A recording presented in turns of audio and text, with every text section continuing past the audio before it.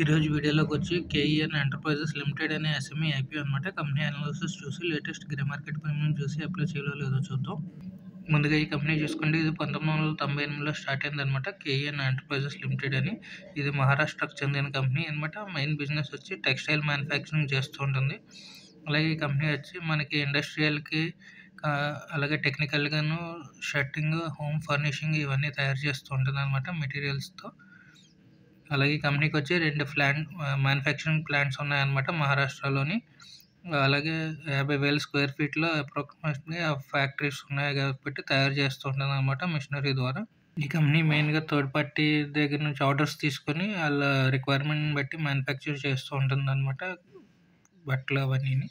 ఈ కంపెనీ యొక్క product portfolio చూసుకుంటే హై వాల్యూ అపరల్ ఫ్యాబ్రిక్స్ తయారు చేస్తూ ఉంటుంది. అలాగే లేడీస్ వేర్స్ తయారు చేస్తూ ఉంటుంది అనమాట. అలాగే క్యాన్వాస్ కూడా తయారు చేస్తూ ఉంటుంది. షూస్, మనకి బ్యాగ్స్, కార్గో ప్యాంట్స్ ఇవన్నీ తయారు చేస్తూ ఉంటుంది. అలాగే ఐ అండ్ అపరల్స్ తయారు చేస్తూ ఉంటుంది అనమాట. హోమ్ టెక్స్టైల్స్ కూడా చేస్తూ ఉంటుంది. బెడ్ లినింగ్ కవర్స్ అవన్నీ. అలాగే షూస్, క్యాన్వాస్ కూడా చేస్తూ ఉంటుంది. అలాగే రెవెన్యూ పరంగా చూసుకుంటే 65% జాబ్ వర్క్ ద్వారా వస్తుంది, అంటే థర్డ్ పార్టీ ద్వారా. అలాగే 35% వచ్చి మనకి ఓన్ ప్రొడక్ట్స్ తయారు చేయడం వల్ల వస్తూ ఉంటుంది అనమాట రెవెన్యూ. అలాగే ఈ బిజినెస్ వచ్చి మనకి ఇండియాలోని అవుట్ సైడ్ ఇండియాలో కూడా బిజినెస్ చేస్తూ ఉంటుంది. ఇండియాలో వచ్చి మనకి 76% రెవెన్యూ వస్తే అవుట్ సైడ్ ఇండియాలో 24% రెవెన్యూ వస్తుంది అనమాట. అవుట్ సైడ్ ఇండియాలో దగ్గర 20 కంట్రీస్లో బిజినెస్ చేస్తుంటుంది. అందులో మెయిన్ సౌత్ కొరియాకి వచ్చి ఎక్కువ ఆర్డర్స్ వస్తూ ఉంటాయి అనమాట ఈ కంపెనీకి. అలాగే కంపెనీ యొక్క ఫైనాన్షియల్స్ చూసుకుంటే అసెట్ పరంగా చూసుకుంటే 22లో 187 crores ఉంటే 23లో 195 crores ఉందన్నమాట. అలాగే మార్చ్ 24 వచ్చేటప్పటికి 242 crores పెరిగింది అసెట్ వాల్యూ.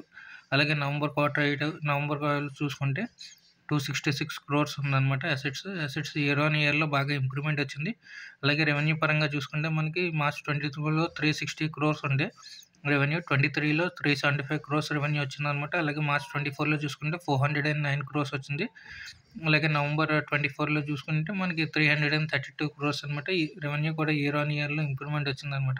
అలాగే ప్రాఫిట్ ఆఫ్టర్ ట్యాక్స్ చూసుకుంటే మనకి మార్చ్ 22లో 2 crores 36 lakhs వస్తే 23 వచ్చేటప్పటికి 3 crores 95 lakhs వచ్చిందనమాట. అలాగే మార్చ్ 24లో చూసుకుంటే 8 crores 93 lakhs వచ్చింది. అలాగే నవంబర్లో చూసుకుంటే మనకి 9 crores 53 ప్రాఫిట్ ఆఫ్టర్ ట్యాక్స్ వచ్చిందనమాట. అలాగే ఈ కంపెనీకి ఇప్పుడు అట్ ప్రెజెంట్ అప్పు చూసుకుంటే మనకి 4 crores 43 crores అప్పు ఉందన్నమాట ఈ కంపెనీకి. అలాగే మార్కెట్ వాల్యుయేషన్ ప్రకారం చూసుకుంటే 230 crores మార్కెట్ వాల్యూ ఉందన్నమాట ఈ కంపెనీకి. అలాగే ROE చూసుకుంటే 19.9% ఉంది. అలాగే ROCE చూసుకుంటే 51.52% ఉందన్నమాట. రిటర్న్ ఆన్ నెట్ వర్త్ చూసుకుంటే 20% ఆల్మోస్ట్ ఉంది. అలాగే అప్పు చూసుకుంటే 0.09 అనమాట, అంటే నెగ్లిజిబుల్ అనమాట.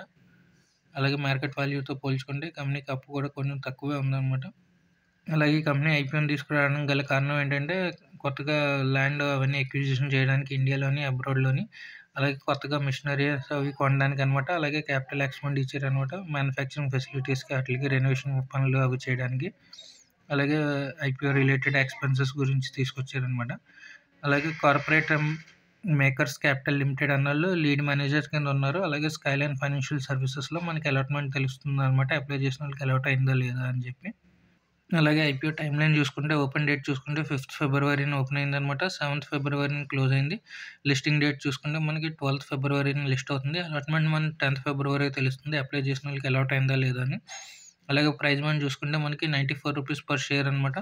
లాట్ సైజ్ చూసుకుంటే ఒక లాట్లోని 1200 షేర్స్ ఉంటాయి కాబట్టి మనకి 1,12,800 రూపాయలు కావాల్సి వస్తుంది అనమాట. మొత్తం సైజ్ చూసుకుంటే 83,65,00,000 అనమాట. అందులో ఫ్రెష్ ఇష్యూ వచ్చి 58 crores అనమాట. అలాగే ఆఫర్ ఫర్ సేల్ వచ్చి 25 crores ఉందన్నమాట. ఫేస్ వాల్యూ 10 ఉంది. వెబ్సైట్ చూసుకుంటే మనకి స్కైలైన్ ఫైనాన్షియల్ సర్వీసెస్ ప్రైవేట్ లిమిటెడ్లో తెలుస్తుంటుంది అనమాట అలాట్మెంట్.